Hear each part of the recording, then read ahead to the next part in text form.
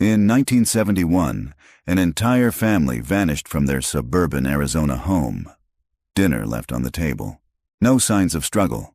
No trace of where they went or how. For decades, the case haunted the community, then faded into silence. But in 2023, a young woman buys a vintage Polaroid camera at an estate sale, one that came from the very house the Langleys once owned. Inside, a sealed film cartridge. What it captured was never supposed to be seen. Subscribe for more real-life-inspired true crime mysteries. What you're about to hear is based on a case that was buried for over 50 years. Phoenix, Arizona. September 3rd, 1971. The ceiling fan turned slowly above the Langley family's dining table, its blades catching the fading orange light of a desert evening. Shadows lengthened across the floor, stretching from the hallway to the kitchen like fingers reaching for something unseen. Dinner was still warm.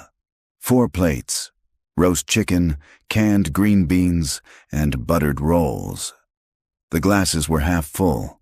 One of them, a small blue plastic cup, had tipped on its side, its contents soaking into a paper placemat colored in crayon by a child's hand. At the table, 2 chairs were tucked in. One was pushed back, slightly angled. The last sat empty but still pulled out, as if someone had left in a hurry. A small wind-up toy dog spun in slow circles on the floor near the living room carpet, its mechanical barks now silenced by time. The family's actual dog, a terrier named Mags, scratched at the front door, whining softly. The front door was wide open. Neighbors would later say they noticed the lights were on well past midnight. That wasn't like the Langleys. Not Edward, who worked sunrise shifts at the power plant. Not Clara, who always tucked the kids in by 8:30. And certainly not Sammy and Beth, 7 and 5, who were never out of sight on a school night. But no one called the police that night. Not yet. It was Clara's sister who found the house the next morning. Everything was quiet. The car was still in the driveway. The beds were unmade, toothbrushes still damp. Clara's purse sat on the counter next to the fridge. Edward's wristwatch, cracked and worn, was in its usual spot on the nightstand. And in the living room, half hidden beneath the curtains, was the family's Polaroid land camera. Strap coiled, lens fogged with fingerprints, flashbulb spent. No bodies, no blood, no sign of forced entry, no farewell note, no ransom demand. Just a house frozen in the middle of life, abandoned mid-sentence. Within 48 hours, the search began. Dogs, helicopters, canvases, phone calls, the case made local, then national news. For weeks. Reporters parked outside the house. Psychics wrote in from across the country. Theories ranged from cult abduction to carbon monoxide poisoning to Edward snapping under pressure and killing them all, though no bodies ever turned up. But slowly, as the seasons changed, attention faded. Leads dried up. And eventually the Langley house was just another tragic address with a cold history. The new owners gutted it in the 80s, stripped the wallpaper, changed the floors, painted over the nursery. But even then, the rooms never seemed to hold warmth. Renters came and went. In time, the property became a foreclosure, then an estate sale listing, buried among hundreds in a dusty storage lot. No one ever figured out what happened to the Langleys. No one even realized the camera had never left the house. Inside it, untouched for over 50 years, the film waited in the dark. Still sealed, still loaded, still holding what may have been the last images the Langley family ever saw. And in 2023, someone finally pressed develop. The heat pressed down like a hand. Not the dry, sunburned heat tourists imagined when they pictured Arizona, but the kind that seeped into your bones, thick and still and hard to breathe through. Claire Rowe stepped out of her car and immediately regretted wearing jeans. Her shirt clung to her back before she reached the sidewalk. The estate sale wasn't much to look at. Just a sagging one-story house with flaking beige paint and a brown lawn that hadn't been watered in weeks. The porch creaked beneath her steps as she joined the handful of browsers already inside. The air smelled like dust and lemon-scented cleaner fighting a losing battle. Claire moved through the living room slowly, avoiding eye contact with the older couple arguing over a grandfather clock. She wasn't looking for anything specific. She never was. These kinds of sales were her habit, a way to unwind between freelance photography gigs, a ritual she'd picked up after her mother died. Most of the time, she left empty-handed. Today, she wasn't sure why she stayed. The furniture was dated, sun-faded couches, water-stained coffee tables, a console TV that had probably last worked during the Reagan administration. An old woman in a yellow vest sat near the front door, handing out numbered stickers to buyers. "Is this your listing?" Claire asked, gesturing to the space. "Nope," the woman said, without looking up. "Belonged to a cousin of the bank manager. Place has been empty for years, never even hit the market." Claire nodded politely and wandered deeper into the house. The back room was cooler. A dusty ceiling fan clicked rhythmically above boxes labeled with peeling masking tape. The clutter was what caught her eye. Old radios, shoe boxes full of tangled cords, mismatched tableware, and a shelf of National Geographic issues from the 60s. A milk crate sat wedged in the corner beneath a pile of kitchen towels. She bent down and tugged it free.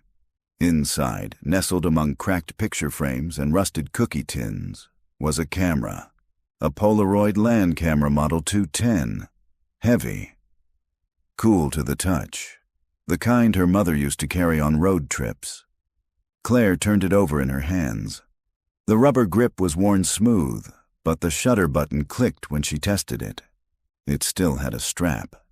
And, surprisingly, the film compartment wasn't empty. She popped it open. There was a full-sealed cartridge inside. Claire blinked. Most people left these things empty to avoid corrosion. But this one looked intact. A strip of yellowed tape stretched across the top, sealing the cartridge shut. Something had been scribbled on the tape in faded ink, almost illegible now. She tilted the camera to catch the light. "Do not develop." A chill crawled up her arms despite the heat. It could have been a prank, a joke, or some superstitious scribble from a paranoid relative. But something about it didn't feel like a joke. Still, Claire couldn't put it down. "How much?" she asked the woman at the front. "For what?" "The camera. The Polaroid. $5, the woman said. "Everything in that back room is priced to clear." Claire handed her a 10 and waved off the change. She left without looking at anything else. That night she sat at her apartment's kitchen table with the camera in front of her and a mug of lukewarm tea she'd forgotten to finish. Her apartment was a converted guest house. Small, quiet, filled with plants and books and tools of her trade. The only light came from a desk lamp angled down at the Polaroid. She ran a cotton swab along the cartridge slot, cleaned the lens, replaced the corroded batteries with fresh AAs. The camera powered on. It hummed faintly. Claire hesitated. Her fingers hovered over the film door. "Do not develop." She thought of throwing the cartridge away, or slipping it into her storage box and forgetting about it. But that wasn't who she was.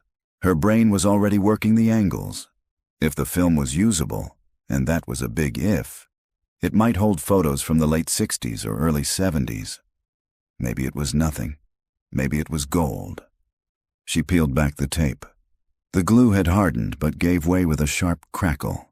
She loaded the cartridge into the camera and pressed the shutter. The machine made a mechanical whirring sound as the first photo emerged. Black, just black, overexposed or expired. She laid it on the table and tried another. Whir. The second image came out just as blank. But the third, Claire froze as the photo began to develop. A dining room. Mid-century table, 4 place settings, roast chicken and green beans. The light fixture above was old, the ceiling fan just visible in the frame. It was like a time capsule, a perfect frozen moment. But there was something wrong with it, something she couldn't quite place. She held the image closer. In the corner of the photograph, by the edge of the frame, was a hand. Just fingers, white-knuckled and curled tightly around the corner of the table. Not posed, not smiling, gripping. She set the photo down. Her heart was beating too hard now. She took another shot. The camera whirred. Another photo slid out. This time, it was a hallway. Yellow walls. Family portraits on the right. The perspective was strange, as if someone was standing too close to the lens, like the shot was taken in a hurry. The final photo emerged slowly. It was the same room, but empty. No food, no plates, just overturned chairs. The light fixture above tilted slightly, its glass cracked, and in the doorway leading outside, a small shadow. A child. Face turned away. Claire leaned back, stunned. It wasn't just that the pictures were old. It wasn't just the creepiness of the photos themselves. It was the overwhelming sense that she was seeing something no one was meant to find. That these photos had been taken on a night when something had gone terribly wrong. She turned the camera over again, scanning for a name, a serial number, anything. A faint label was stuck to the inside of the strap. Langley, 428 Sycamore Street. Claire sat very still. She knew that name. Not from photography, not from history. From a podcast episode she'd half listened to last year. It was the one about the family that vanished from their Phoenix home in the 70s. The house that had never been resold. The case that went cold. The Langleys. She looked down at the photo still developing on the table. The child in the doorway was barefoot, and the shadow stretching toward them was not theirs. Claire didn't sleep that night. The 3 photographs sat like quiet warnings on her kitchen table, arranged in the order she'd pulled them. The final one, showing the empty room and the child's silhouette, seemed to darken by the hour, like it was holding something back until it was ready to be seen. She sat cross-legged on her couch, laptop open, typing keywords into a dozen search tabs. Langley family disappearance. 1971, Phoenix missing family dinner table. Sycamore Street cold case, Arizona. Family vanished Phoenix Polaroid. It didn't take long. There it was, halfway down the search results, on a website called Echo Coal Files, a true crime archive run by former journalists and investigators. The title of the entry made her stomach tighten. The Langley House. The family that vanished mid-meal Phoenix, Arizona. September the 3rd, 1971. 4 family members disappear without a trace. The article was detailed, disturbingly so. The Langleys had been a quiet, working-class family. Edward Langley worked for the Salt River Project as a lineman. Clara was a part-time church secretary.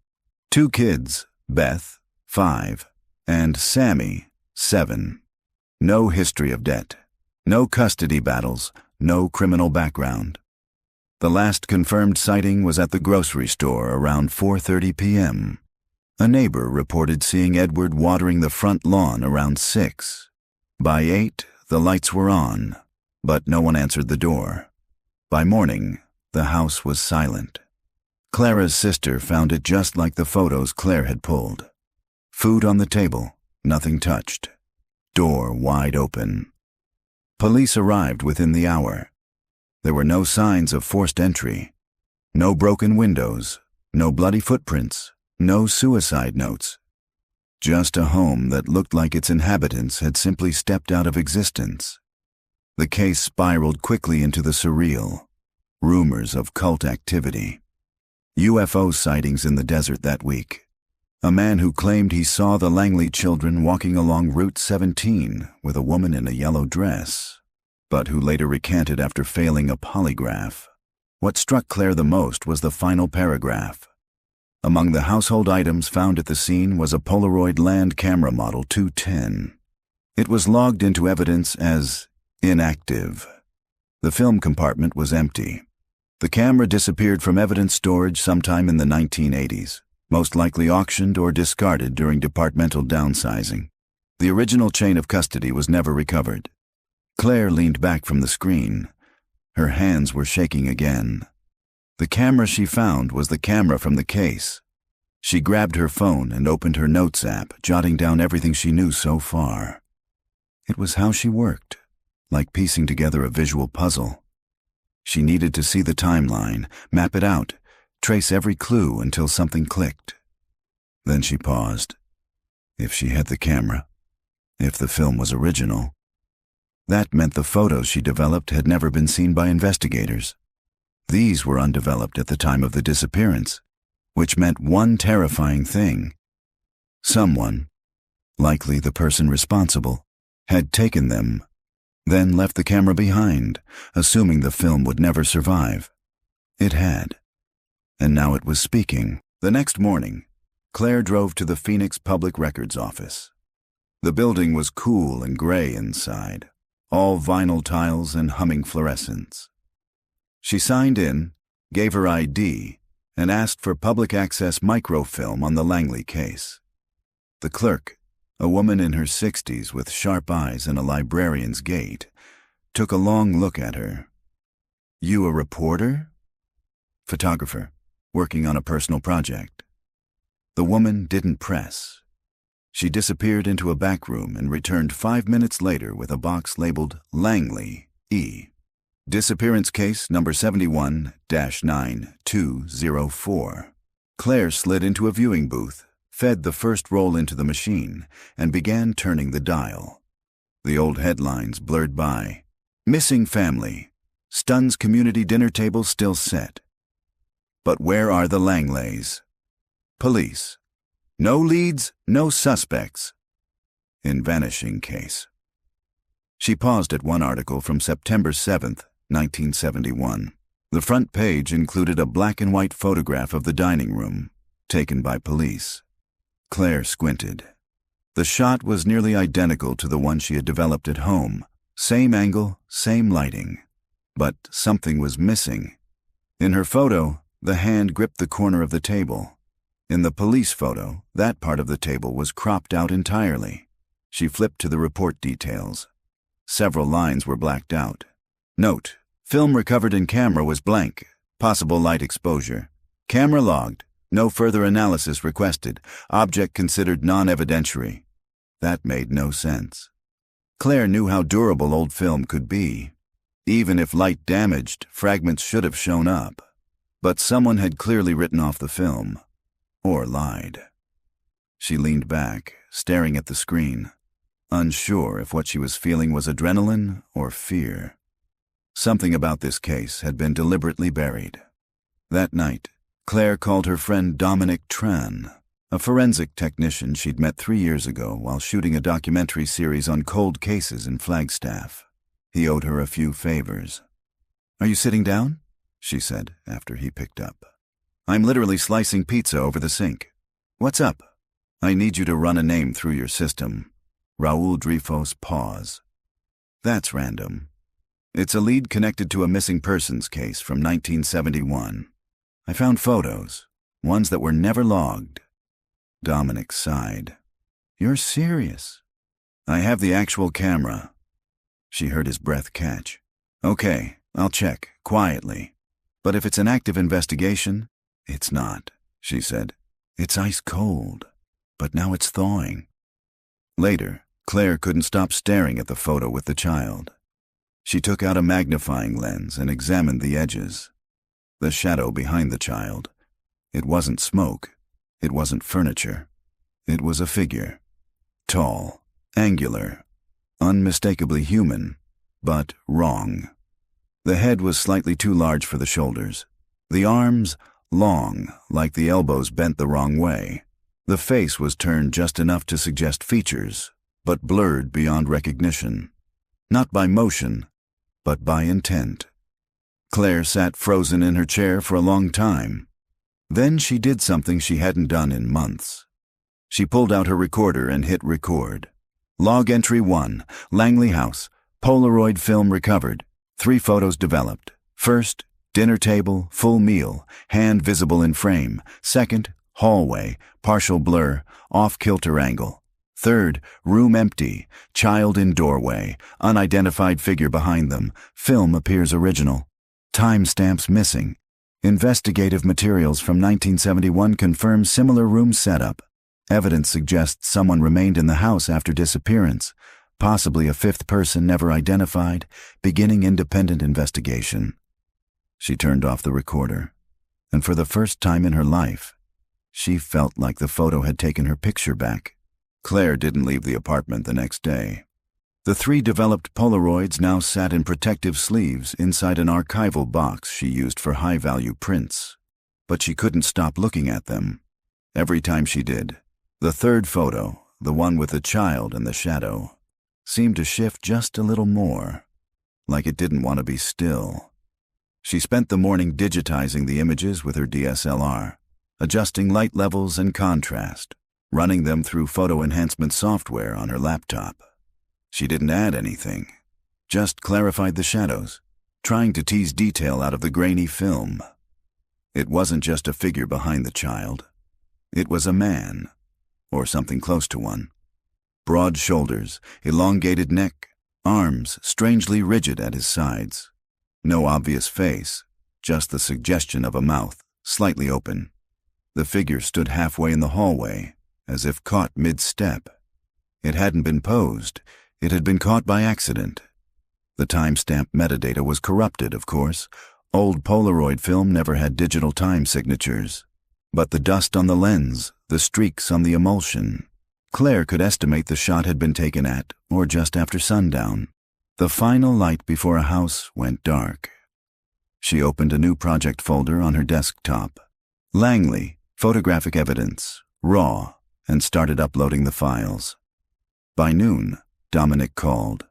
"I ran the name you gave me," he said. "Raul Dreyfus.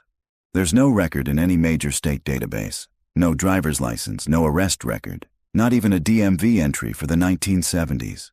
"What about property records?" Claire asked. "Anything tied to Sycamore Street?"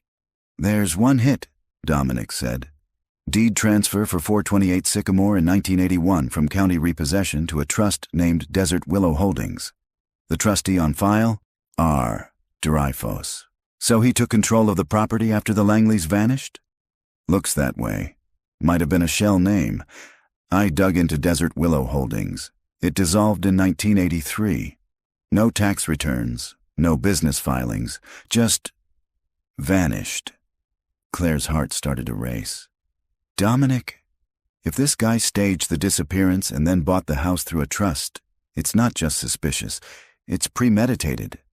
"I know," he said, "but that's not even the weirdest part." He paused. "I looked up the original forensics from 1971.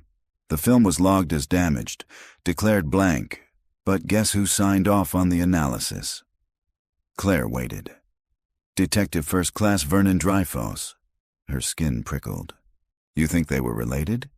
"Same last name. Small city department back then. Would have been easy to fudge paperwork, especially if you wanted something to disappear." Claire stared at the camera sitting on her desk. "I have Vernon Dreyfus's signature scanned," Dominic added. "Want it?" "Yes. Send everything." That night, Claire pulled the blinds and set the photos out again. She placed the 3rd image, the one with the child and the man, under a large magnifying glass and tilted the lamp low. Then she saw it. In the top right corner, barely visible unless the light hit just right, was a sliver of reflection in the hallway mirror. It wasn't part of the figure. It wasn't the child. It was someone else. A 3rd presence. A face. Watching. Claire staggered back from the table. No matter how she angled the lamp, the reflection remained. A warped face with vacant eyes. Wide, close to the mirror. As if whoever it was had been hiding just out of frame. She grabbed her notebook and wrote, "3rd person visible in mirror.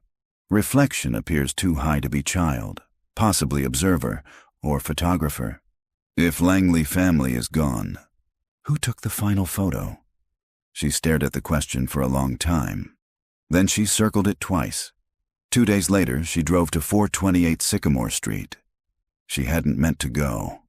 She told herself it was just curiosity, but when she passed the street on her way to a shoot across town, something in her gut twisted.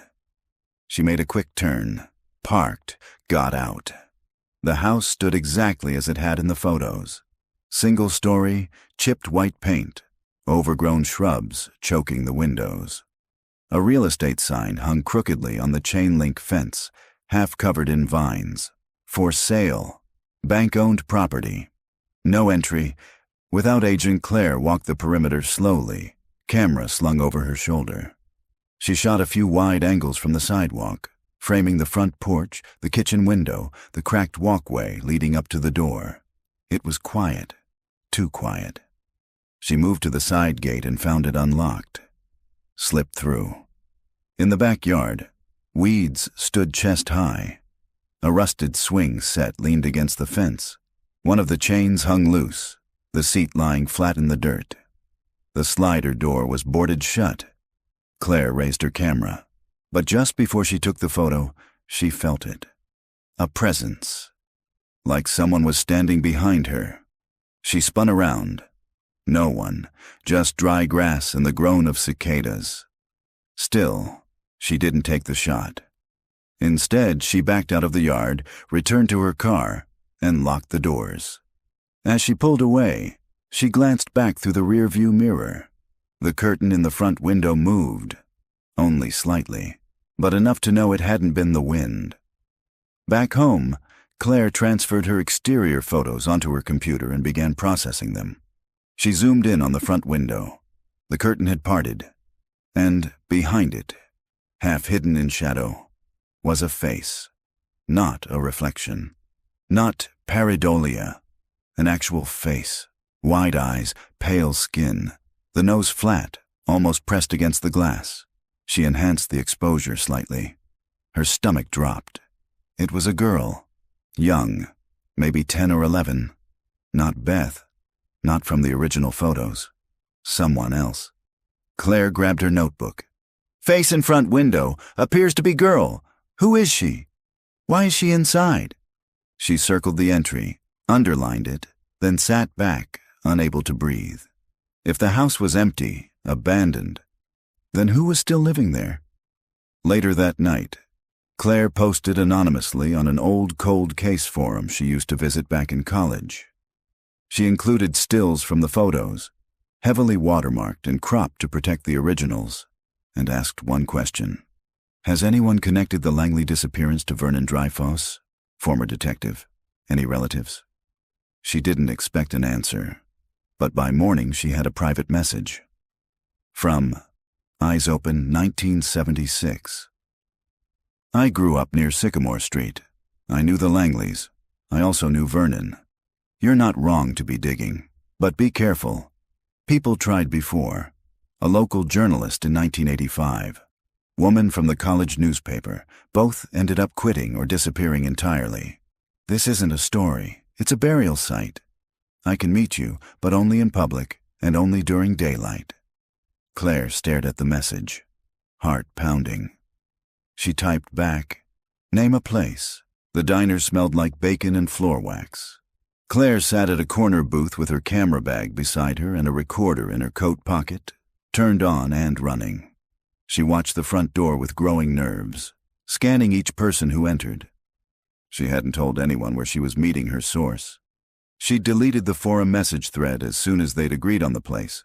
Eyes Open 1976 had chosen a family-style diner just off Interstate 17, a place called June's Breakfast House, open since the 1960s, mostly filled with truckers and retirees. Public, safe, bright. But still, Claire felt a pit at the base of her stomach. At 10:17 a.m., the bell over the door chimed. A man in his mid-50s walked in, dressed in a faded army jacket and jeans. He had a face that had once been square and strong, but was now softened by time, lined, leathery, alert. He moved cautiously, scanning the room the same way she had. Their eyes met. He gave a nod and walked toward her. "Claire." She stood. "Your eyes open." "Name's Thomas Bell," he said, sliding into the booth. "Used to live 3 doors down from the Langley house. Back when I was a kid." Claire took him in. He looked like someone who didn't trust easily. Probably hadn't for a long time. "You're not a cop?" he asked. "No." "FBI?" "No." He finally relaxed a little. "Good." Cops had their chance. They didn't take it. They ordered coffee. Thomas didn't speak until the waitress left. "I still remember that night," he said. "September 3rd, 1971. I was 10 years old. Lived on Sycamore Street my whole life until I was 20. My dad was a mechanic. My mom taught piano." He sipped his coffee, then looked her in the eye. "I heard the Langleys vanish. But they didn't vanish, Claire. Somebody took them." Claire kept still. "Do you know who?" Thomas glanced around. No one nearby was listening. "I can't say for sure, but I'll tell you what I did see. That night, around 8 o'clock, I was in our backyard, looking for our cat. Our fence backed up to theirs. I saw someone at their sliding door. A man. He was tall, big shoulders.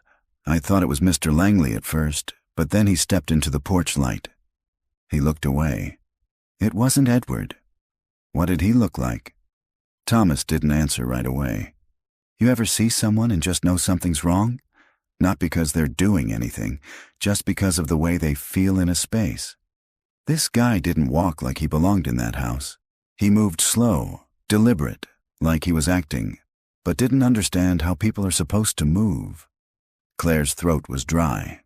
"I only saw him for maybe 10 seconds, Thomas said. Then he turned and closed the sliding door. Lights inside went off a minute later. After that, the house was just still." "Did you tell anyone?" "My dad, but he said I was imagining things. Said I was being dramatic. That the Langleys probably just went on a trip and forgot to tell someone. The police came the next day. I told them what I saw. Know what they did?" She shook her head. "Nothing. They didn't even write it down. One officer patted my head and said I had a vivid imagination, told me not to talk about it to the neighbors." Claire took out the digitized photos and laid them on the table, flipped over for privacy. "I found these, in the original camera, from inside the house. You need to see them." He hesitated, then nodded. She turned them over one by one. The dining table, the hallway, the child in the doorway with the looming figure behind, and then the enhanced crop of the mirror showing the watching face. Thomas stared at them for a long time. Then he exhaled sharply and said, "Jesus, that's not Edward Langley," Claire said. "That's someone else. Maybe the man you saw." He tapped the mirror image. "That's not a reflection from inside. Look at the height, the way the eyes are level with the hallway trim. That person's standing in the wall." Claire blinked. "What do you mean?" "I mean behind the mirror. That part of the house had an access crawl space, an old one. I remember from when the Langleys had some plumbing redone in '70. My dad helped with the job. The mirror is built into the drywall, but there's room behind it." Claire leaned forward. "So someone could have been hiding?" Thomas nodded slowly. "That house has dead spaces, crawl tunnels, storage gaps between walls.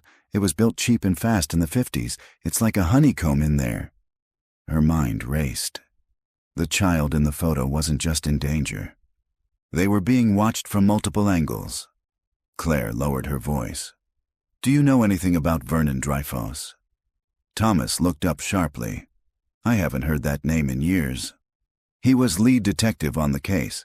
Signed off on the film evidence as blank. Later acquired the house through a shell trust." Thomas's jaw clenched. "That doesn't surprise me. Dreyfus was dirty. Everyone knew it, but no one had the stones to say it out loud. He was obsessed with that case. Spent more time in that house than anyone else. My dad said he kept going back at night, even when the investigation was closed." Claire's skin crawled. "Why?" "Don't know. but people said they saw lights on when it should have been empty. Sometimes a car parked down the street with the lights off. Dreyfus died in the 90s. Heart attack, I think. But the whispers never stopped. Some say he wasn't just covering something up. They say he lived there for a while, in secret. Claire looked down at the photos again. Then, who's in the house now? Thomas didn't answer. Back at home, Claire uploaded her interview recording and filed it alongside the photos. She stared at the enhanced mirror image, now digitally cleaned and sharpened. What if the house had never been empty? What if it had always been watching? She opened her recorder again. Log entry 2. Interview with Thomas Bell, eyewitness from 1971. Confirmed sighting of unknown male at Langley residence same night of disappearance. Description matches figure in third photo. Possible hidden access behind hallway mirror. Implies second photographer or observer. Next step. Re-enter 428 Sycamore, document wall interiors, investigate crawl space, attempt contact with current occupant, if any. She closed her laptop, heart pounding.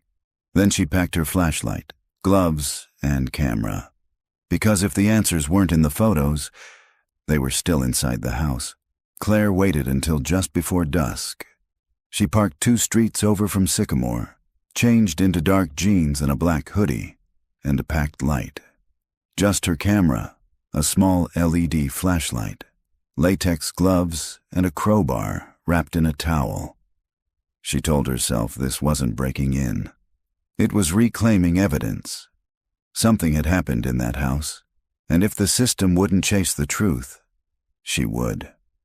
As she walked the last 2 blocks, the wind picked up, scattering dry leaves across the sidewalk. The neighborhood was quiet. Half the houses looked vacant, the rest too run down to have security systems. The Langley house sat like a bruise in the middle of it, forgotten and fading, its porch light long dead. Claire ducked behind the side gate and slipped into the backyard. The slider was still boarded up. She knelt by the window nearest the back of the house. The same room shown in the second Polaroid. The screen was rusted at the corners. She pried it off carefully, then pressed her hands against the glass. Unlocked. She hesitated only a moment, then pushed. The window groaned upward on the warped rails. Claire slid inside and landed in the dining room. It was cold, colder than it should have been for an Arizona evening. The air inside felt still, unmoved, like it had been sealed for decades. She clicked on her flashlight and swept the beam across the room. The wallpaper was peeling. The light fixture above the table hung crooked, missing one bulb. Dust coated every surface. The room was frozen, almost just like the Polaroid. But the table and chairs were gone. So were the plates. Only a faint rectangle of cleaner floor tiles remained where the table had once stood. She made her way to the hallway. The floor creaked under her feet, the sound loud in the silence. She passed a faded family photo, Edward, Clara, Beth, and Sammy. All smiling. Beth wore a blue dress with white daisy buttons, the same dress as in the police report, the same dress from the photo. Claire kept moving. The hallway ended at a door, closed but not locked.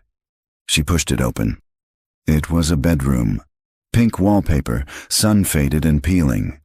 Stickers of cartoon animals dotted the closet door. A child's room.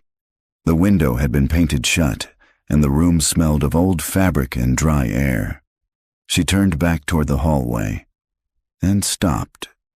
To her left, halfway between the dining room and the child's bedroom, was the hallway mirror. Large, oval, framed in black painted wood. It was clouded now, but unmistakable. This was where the reflection had been captured.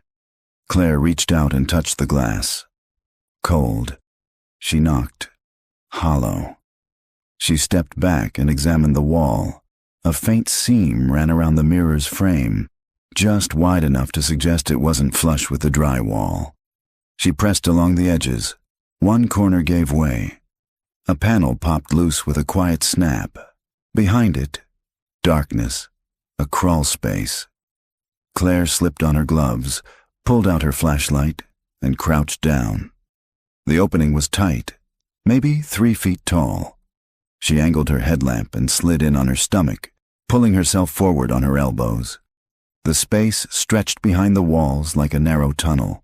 Beams, old insulation, pipes. She coughed as dust rose around her but kept moving. After 6 feet, she hit a junction, another passage branching off at a hard right, toward what would have been the living room wall. She turned. The beam of her flashlight caught something ahead, something that wasn't wood or pipe. She crawled forward until it came into focus. A cot, metal-framed, covered in filthy blankets. Next to it sat an overturned crate used as a makeshift table. On it, a water bottle, an old lighter, a torn comic book, and a Polaroid photo, face down. Claire's breath caught. She reached forward and picked it up. It was another image from 1971. Same film, same type. This one showed a close-up of a little girl's face. Beth Langley. She was crying, her eyes red and swollen. Her hands were tied in front of her. The background was too dark to place, but the flash illuminated enough. The child had been photographed after the disappearance. She turned it over. In faded ballpoint pen, someone had written, "She still cries, but not for long." Claire felt the panic rise in her throat. She turned off her light, held her breath, listened, and heard it. Breathing. Not hers. Shallow. Raspy. From deeper inside the wall. Claire backed up slowly. Her elbows scraped insulation. Her knees caught on something sharp. She didn't dare turn the light back on. The breathing grew louder, then stopped. She crawled faster, heart thudding, lungs burning. She twisted out of the crawl space and fell back into the hallway, gasping. Her hands shook as she reattached the panel, pushing it flush against the frame. Behind the wall, something scratched softly against the wood. Not violently, not fast, just enough to let her know it was there. She grabbed her bag and ran for the window, climbed out without closing it, hit the yard and sprinted through the gate. She didn't stop until she reached her car. That night, Claire sat on her bed with the new photo laid out on her pillow. Her hands still shook. She recorded a new log entry. Log 3, evidence recovered from crawl space behind hallway mirror. Polaroid image shows Beth Langley post-disappearance. Confirmed physical distress. Message on back implies ongoing captivity. Suggests at least one family member survived for extended time. Crawl space inhabited, recently. Evidence of water, comic, sleeping cot. Heard active breathing while inside wall. No known occupant of house listed in property record. Returning tomorrow with backup. Bringing Thomas.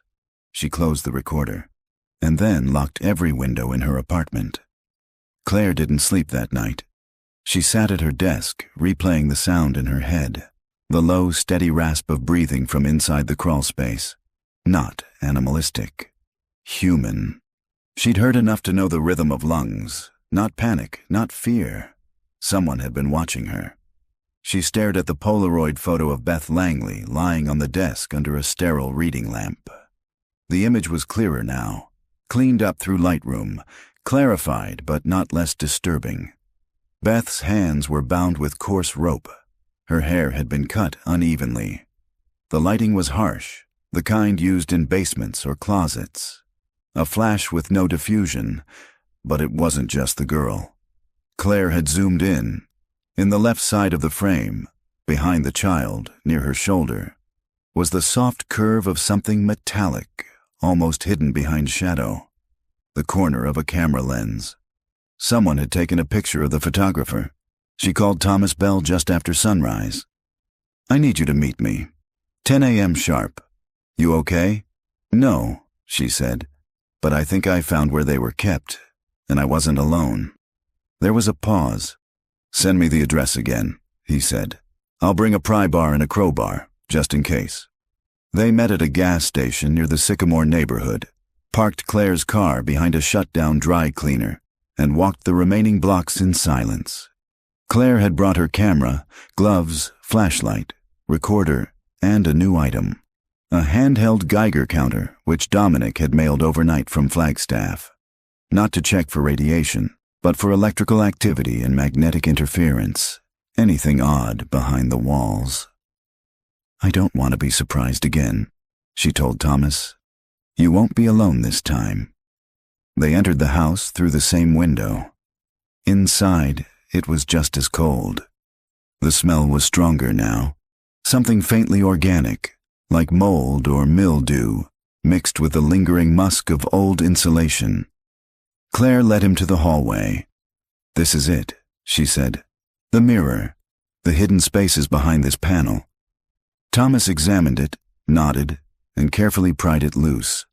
The panel came off clean, and the tunnel gaped open like a mouth. "You really crawled in there?" "Yeah," she said.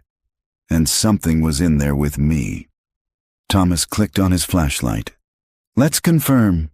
Together they entered the crawl space. Claire crawled behind him this time. Her gloves scraped wood and wire. She pointed out the cot, the comic book, the photo. Thomas picked it up, turned it over, and read the message. "She still cries," he murmured. "Jesus." He sniffed. "There's something else." "Do you smell that?" Claire nodded. "Yeah, I couldn't figure it out."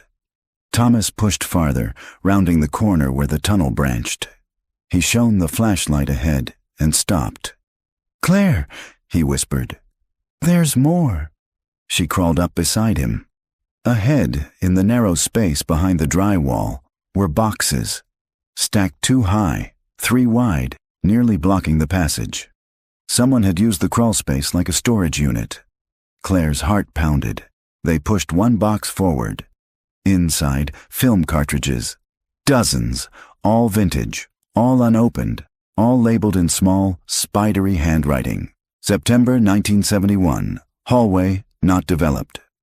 October 1971, girl in blue, good framing 1972, teaching room 1974, broken doll 1979, watcher in mirror. Claire's stomach twisted. "These weren't photos taken by the Langley family," she whispered. "They were taken of them, and after." Thomas opened the next box. Inside, Polaroid photos, developed, curled with age. They weren't just of Beth. Some were of Sammy. Some showed Clara, alive, sitting in a chair with her wrists zip-tied, eyes closed, mouth taped. One photo showed all 4 members, posed, standing stiffly in the dining room. A date was scratched into the border. April 1972, a full 7 months after they had officially vanished. Someone kept them alive, Claire breathed. For months, maybe longer.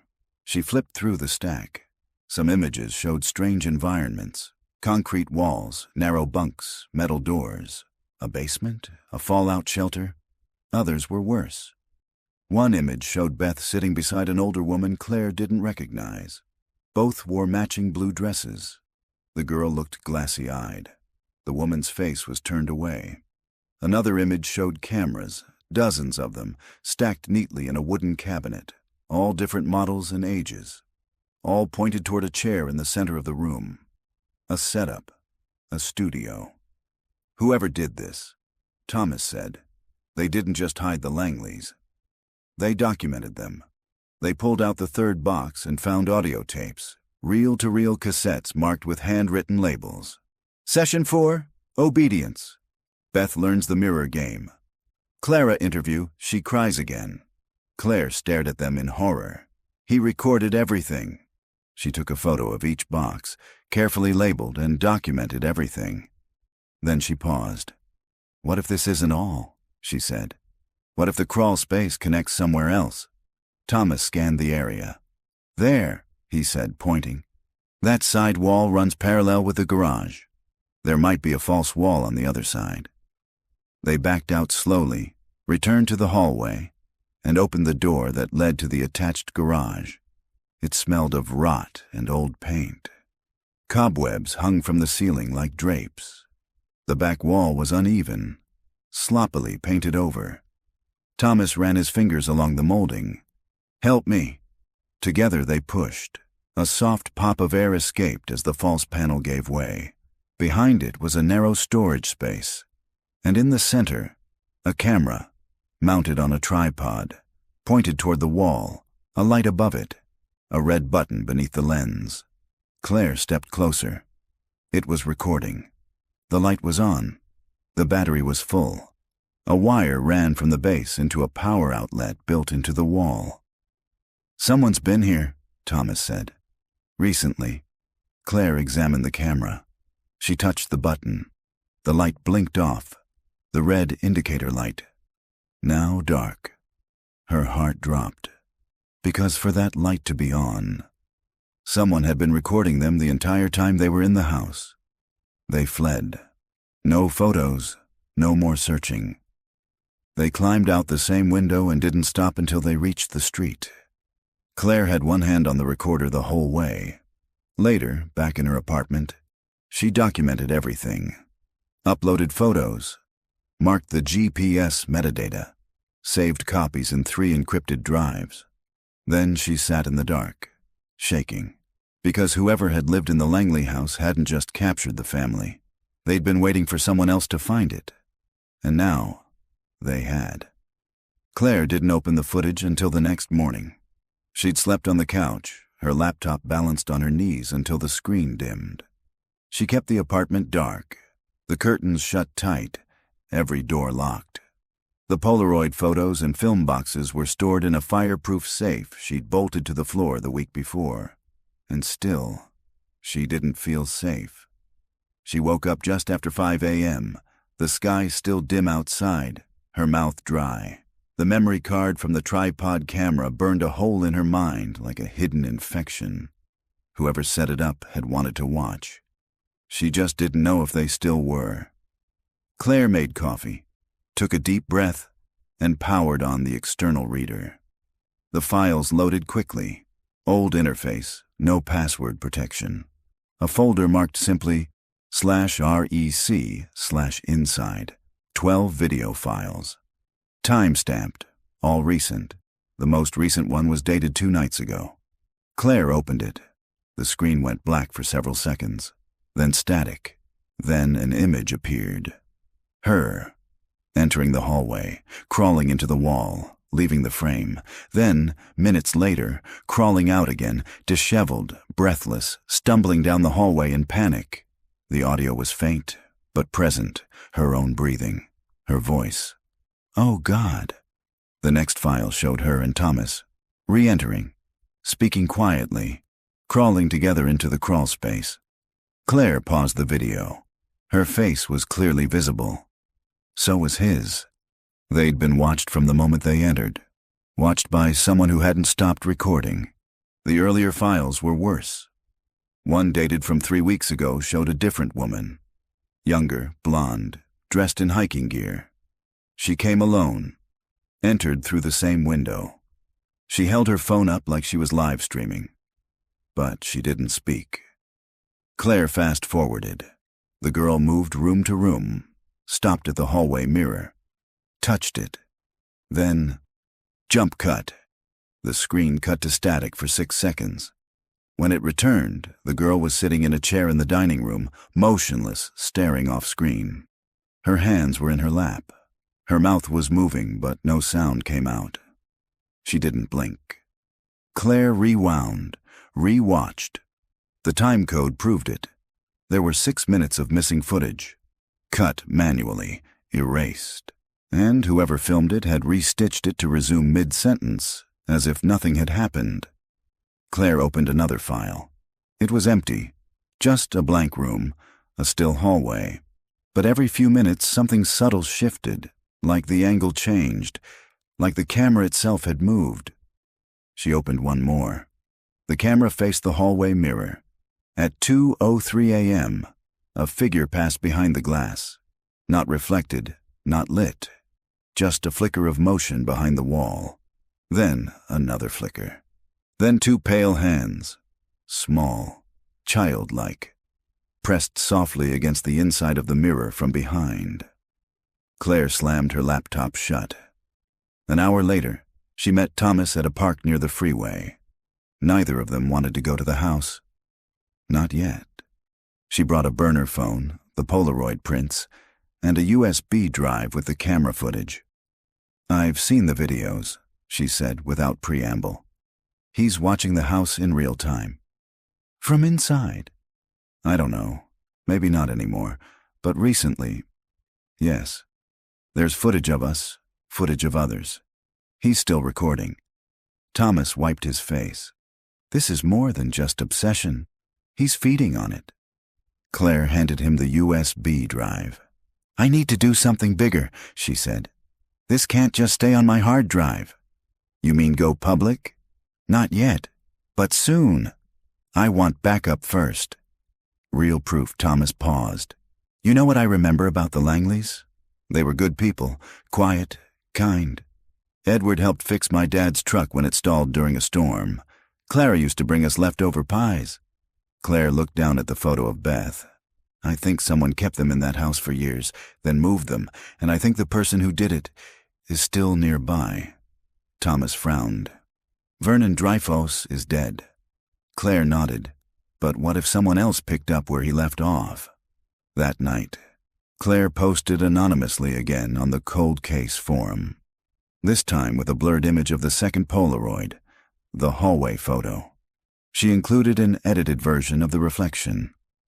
No context, just a message.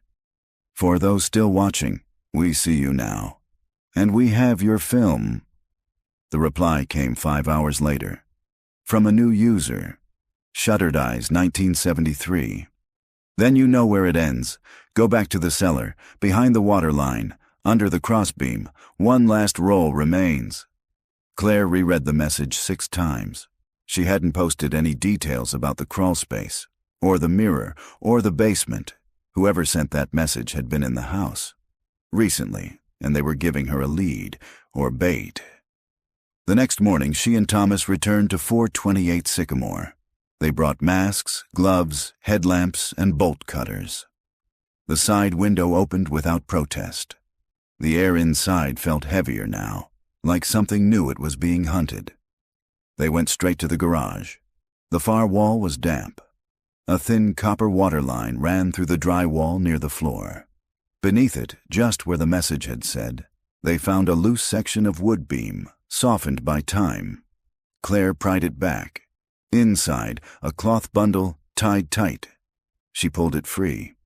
Inside were 4 items: a roll of undeveloped Polaroid film, a small pendant necklace with a cracked locket, a burned photograph. Only the edge remained, a boy's shoe and part of a fireplace, and a note, folded, yellowed, written in a woman's hand. Claire unfolded it with trembling fingers.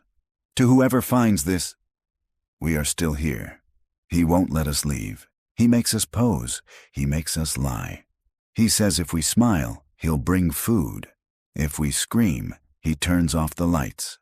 I don't know if anyone remembers us, but if you do, find Beth. Please. Clara Langley." Claire stared at the signature until her vision blurred. Thomas reached for her shoulder. "We found them," he said softly. "Even if it's too late, we found them." Claire wiped her eyes. "Number."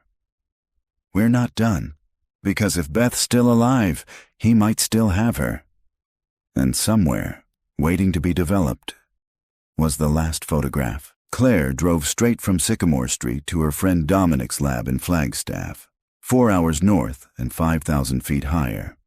The desert gave way to pine, the heat softened into cool wind, and still, the weight in her chest didn't ease. The film roll sat in a padded archival case on the passenger seat, cushioned like it was made of glass.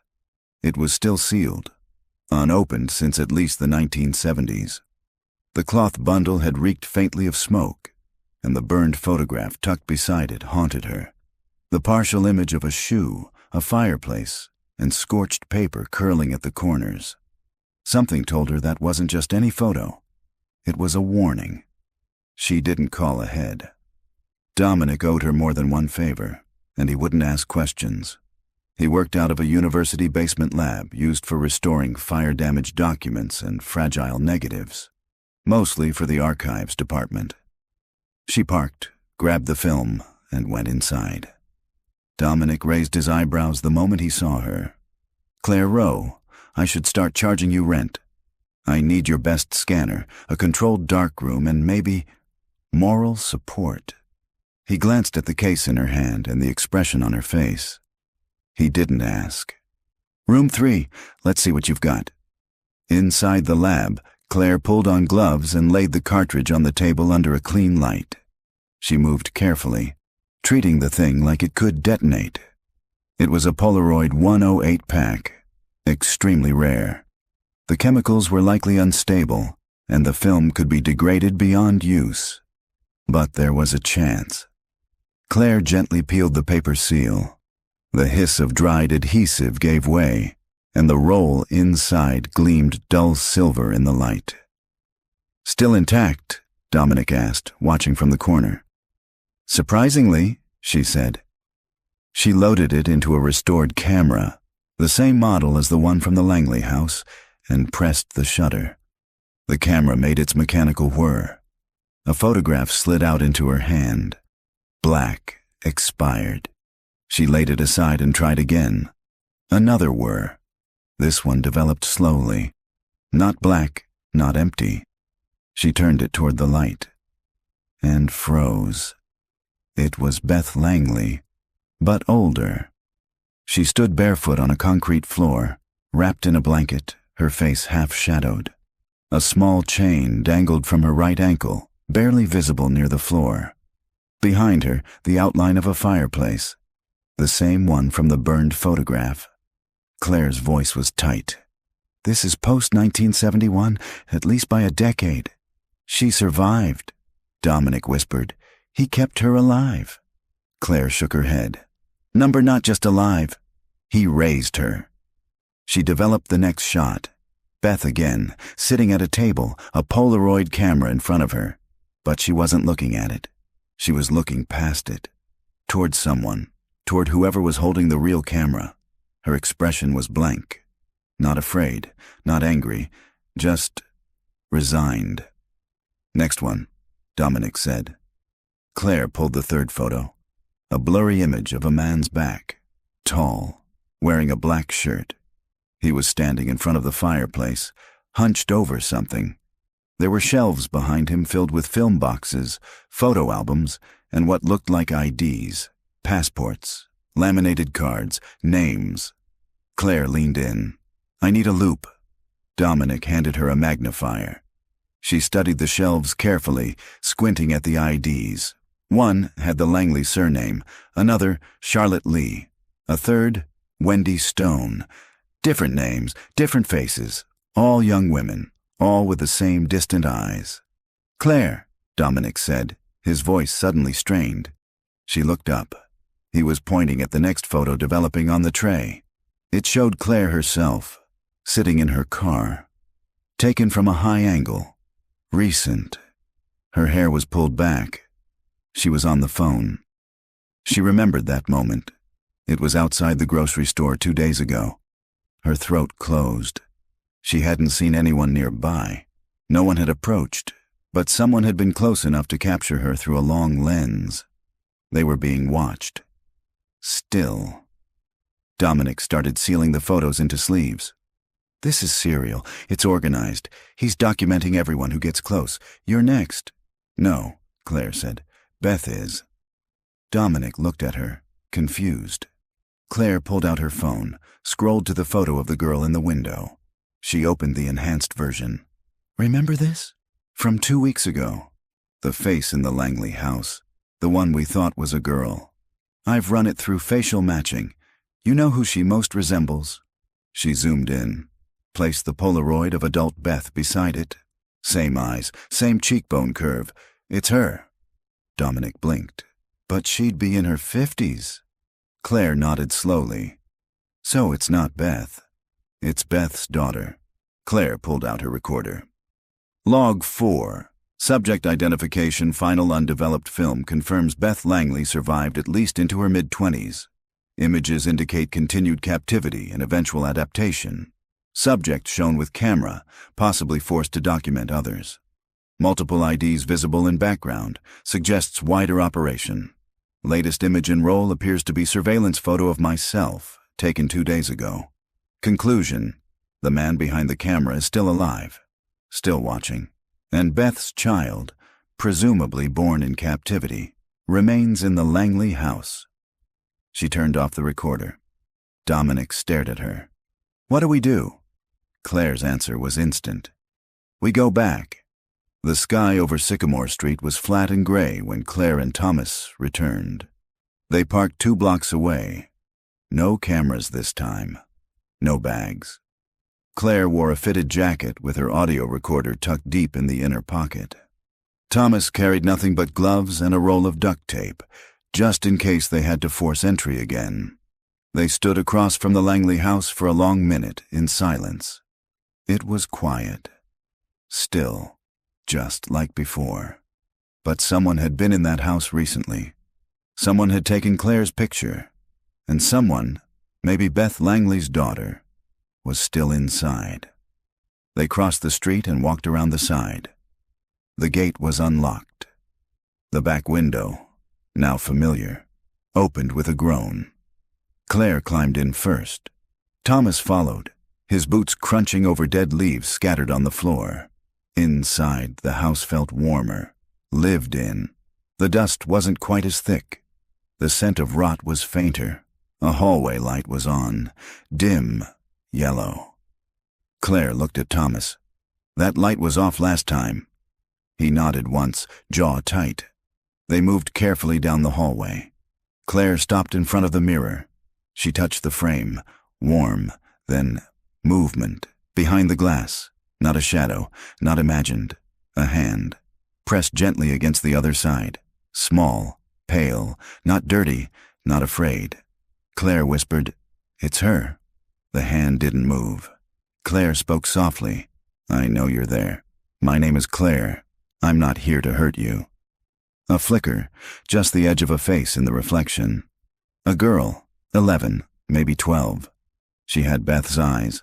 The same slope to her nose, same soft chin, but her expression, it wasn't frightened.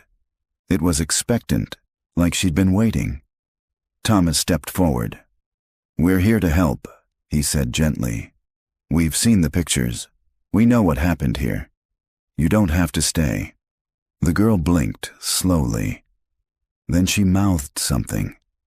Claire leaned in but couldn't hear it. The girl mouthed it again, more clearly this time. "He's still here." Claire's stomach dropped. "Who? Where?" The girl stepped back into the darkness and vanished. Claire knocked softly on the glass. "Wait, please." Nothing. Thomas turned toward the hallway. "We need to find the way in. That's not just a crawl space. She's living in the walls." Claire scanned the molding again. The mirror frame. Her fingers found a seam beneath the left edge. She pressed.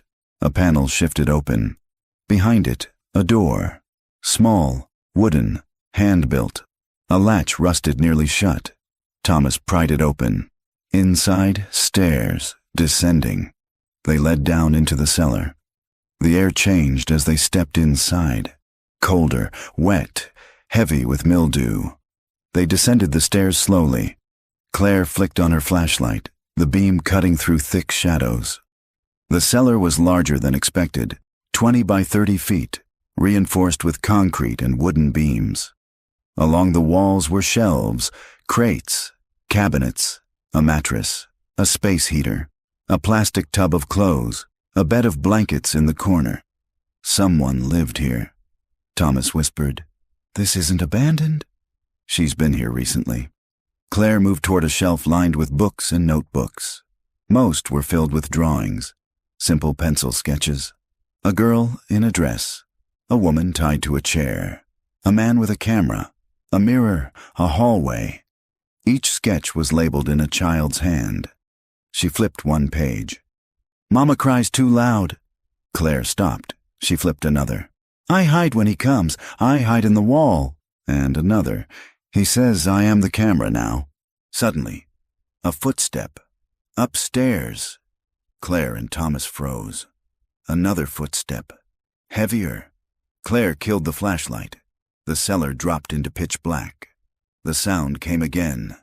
Creak, then another. Someone was in the house. Claire moved behind a support beam, pressing her back to the cold concrete.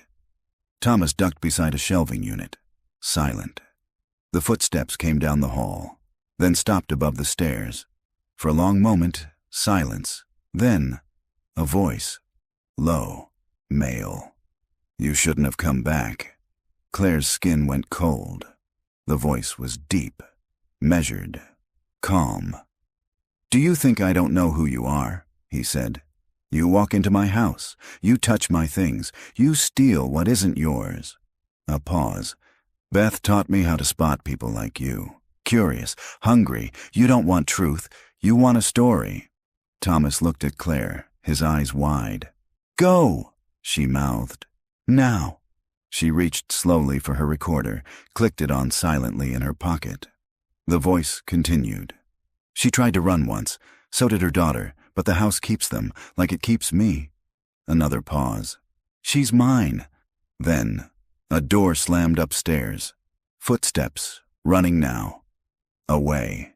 Claire waited 10 seconds, then 20. Thomas emerged first. "He's leaving." Claire grabbed her flashlight, turned it on again. She scanned the room for the girl. Nothing. She moved to the mattress, pulled back the blankets. There, a trap door, barely noticeable, hidden beneath. She opened it. A narrow shaft, ladder built into the concrete, a tunnel leading under the house. Claire turned to Thomas. "She has another exit. She's still alive. We need to get out before he comes back." They didn't use the stairs. They went through the tunnel. It was damp, cold, crawling with spider webs. But it came out beneath the broken fence 2 blocks away, in the alley behind an abandoned house. They ran. Didn't stop until they hit the main road. Later that night, Claire uploaded the recorder audio to her laptop. She listened to his voice again, calm, collected, possessive. She opened the last sketch from the notebook. A girl behind a mirror. A woman in chains. And in the corner, drawn faintly in pencil, a man with a camera. Smiling. The next morning, Claire filed an official report with the Prescott Police Department. Not under her own name. Not yet. She created a secure folder, encrypted, time-stamped, cataloged, and submitted audio clips, photographs, and GPS data using a burner laptop from a library computer. She flagged the contents anonymously. Possible evidence: child in danger. Suspected female minor in concealed space at 428 Sycamore Street, believed born in captivity. Psychological and physical risk ongoing. Immediate intervention required. She included 1 audio file, the man's voice from the cellar, and 1 photo, the girl's reflection in the mirror. She watched the progress bar until it hit 100%, closed the browser, and left. By midday, police cars had surrounded the Langley house. Claire parked 2 streets away and watched from a nearby hilltop through binoculars. 6 officers, 1 van. A crime scene tent was erected over the front yard. The window she had used to enter was now boarded shut. A woman in a department windbreaker spoke to someone with a clipboard. Another man, likely from CPS, stood with a medic at the side entrance. Claire's chest tightened. Then she saw her, the girl, wrapped in a silver thermal blanket, eyes wide, barefoot on the grass. She was holding a small stuffed rabbit, hair matted, but alive. Claire watched as paramedics approached gently. The girl didn't resist. She didn't cry. She just kept glancing over her shoulder, back toward the house.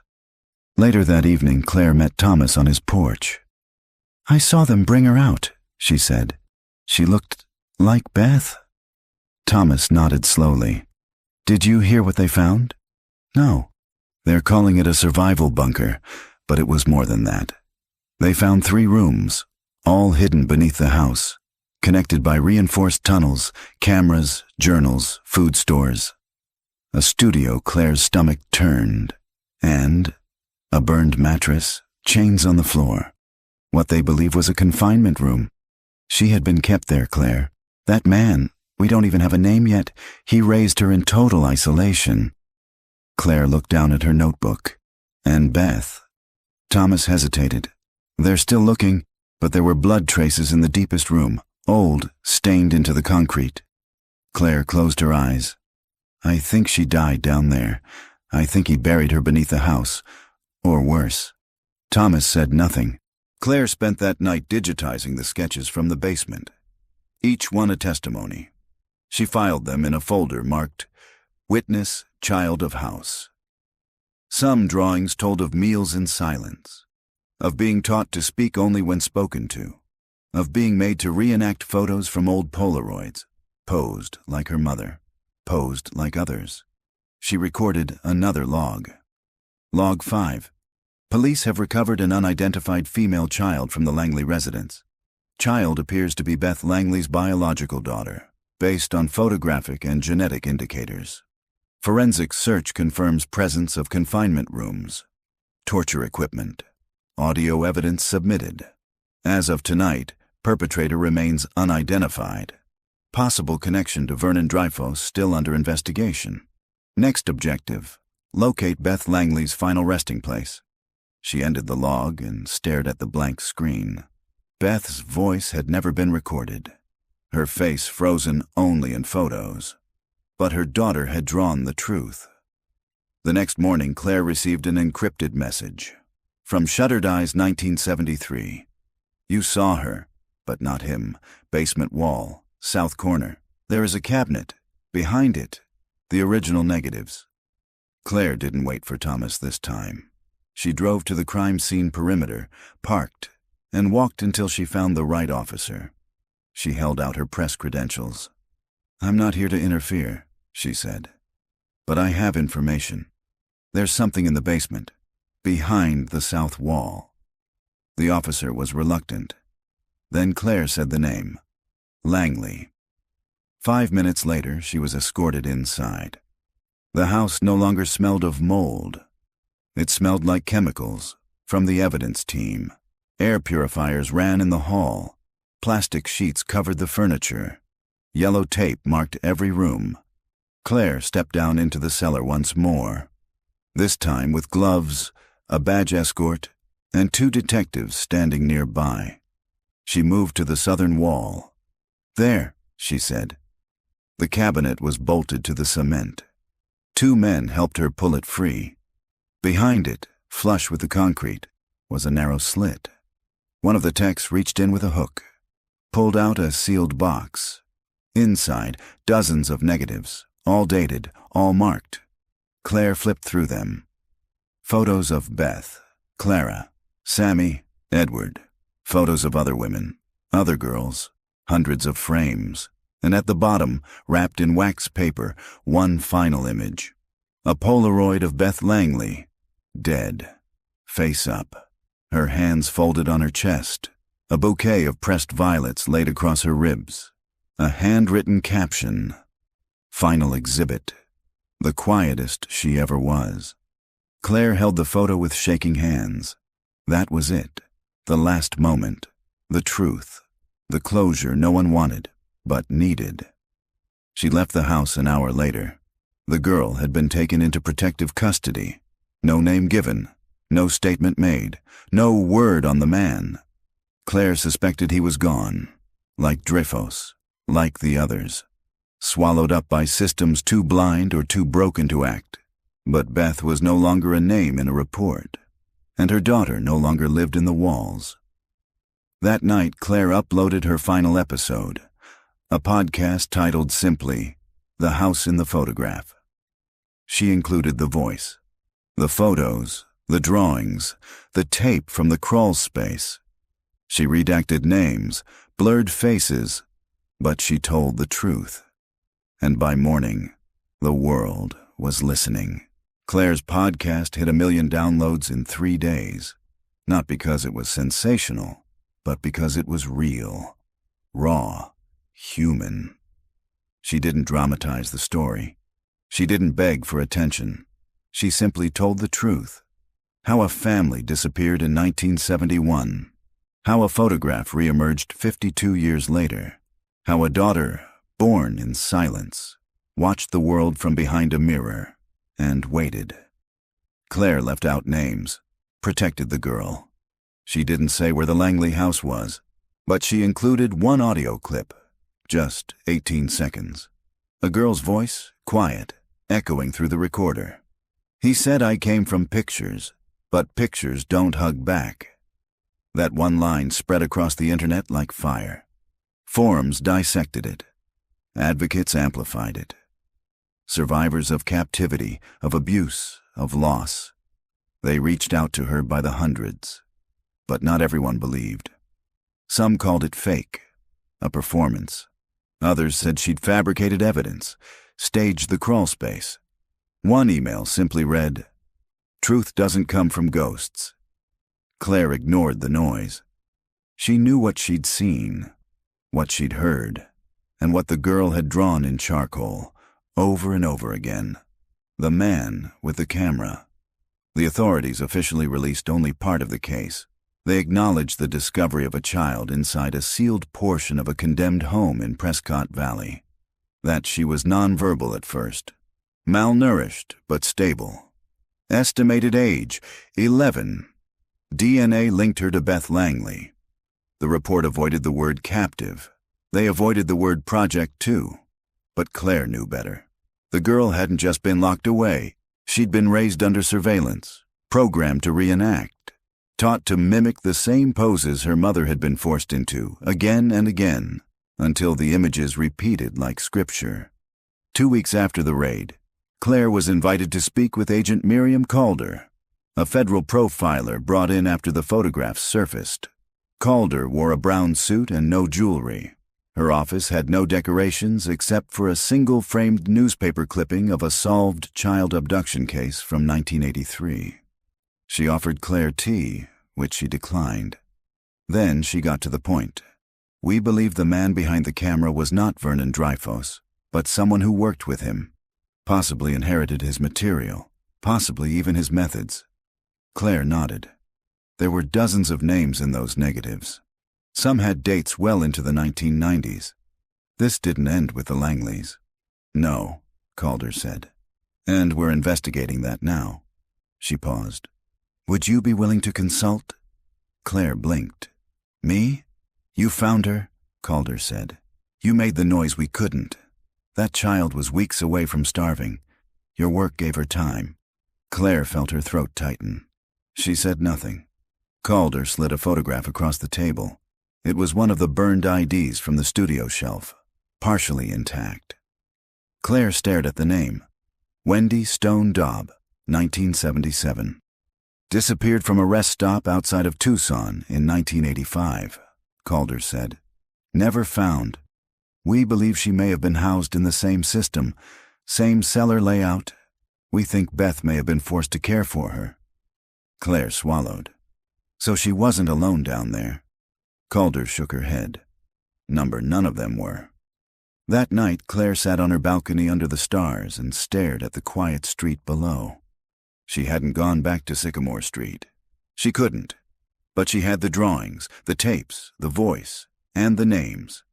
She pulled out her notebook, started a list. Beth Langley, Clara Langley, Samuel Langley, Wendy Stone, Charlotte Lee, Leah Anton, Rachel Black, Eden Avery. Girls whose faces had appeared in those frames. Some blurry, some posed, some screaming, all frozen in that house, in that system. Then she added one more. The girl in the mirror.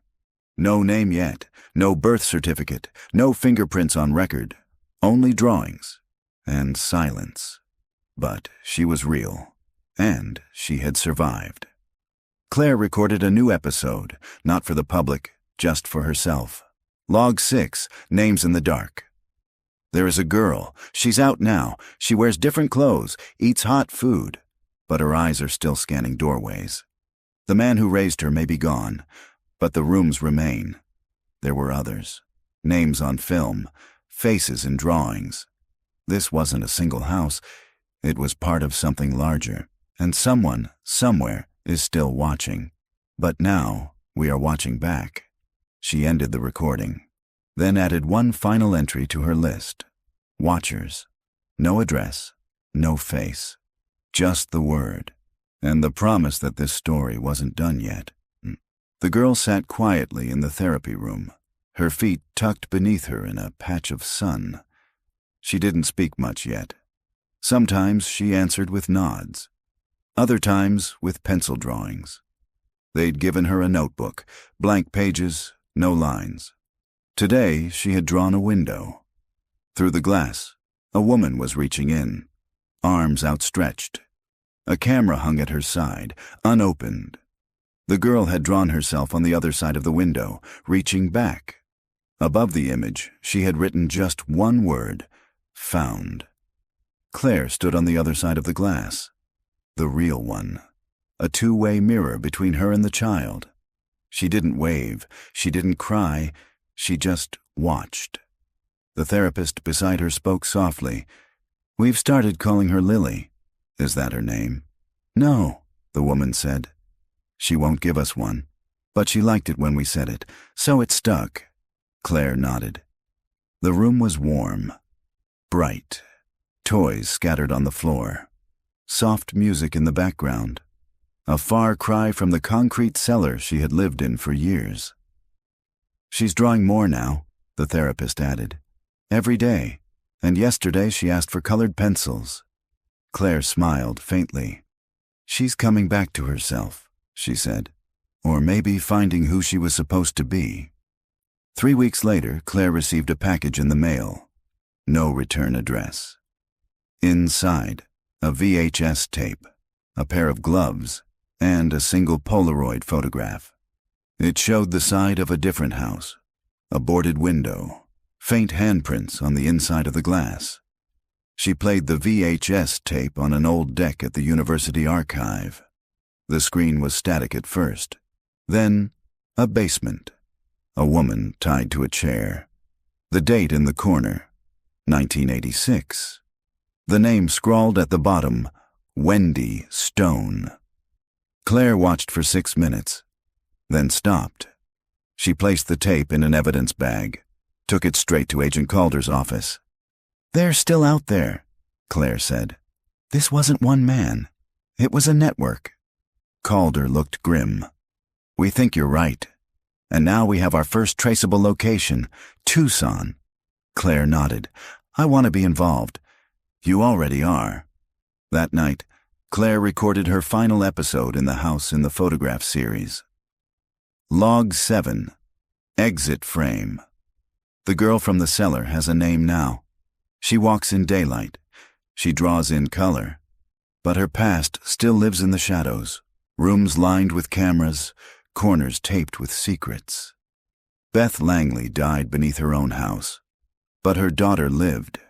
And her drawings told us more than photos ever could. This isn't the end. It's just the last frame of one reel. The projector keeps spinning. The watchers are still out there, and now we watch them back. She paused, then added one final line. "For Beth, for Lily, for the ones we missed. We see you now." Epilogue 2 months later. Undisclosed location. Lily sat at a desk, crayons scattered around her. She drew a sun, a field, a small house with blue shutters. Then, in the bottom corner, almost as an afterthought, she drew a woman. Thin, gray dress, hollow eyes, watching from the edge of the field. Her name was written in faint, perfect handwriting, Miss July. The case had never mentioned that name.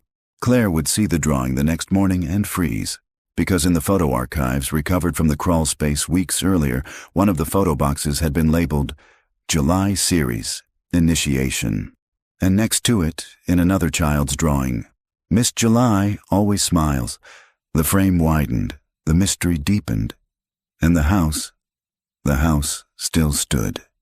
Empty now, but never silent.